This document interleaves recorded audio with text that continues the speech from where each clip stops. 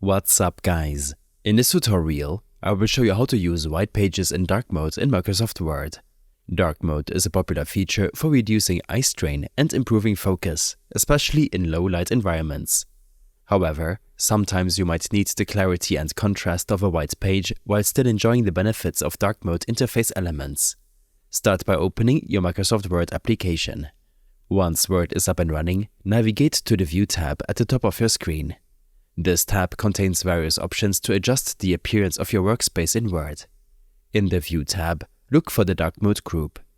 Within this group, you will find the Switch Modes option. This feature toggles the color of the page in your document while maintaining dark mode for the rest of the interface. By clicking on Switch Modes, you can change the page background from black to white. This allows you to work on a traditional white page without turning off dark mode entirely for the interface. Using white pages in dark mode combines the best of both worlds, minimal glare and maximum readability.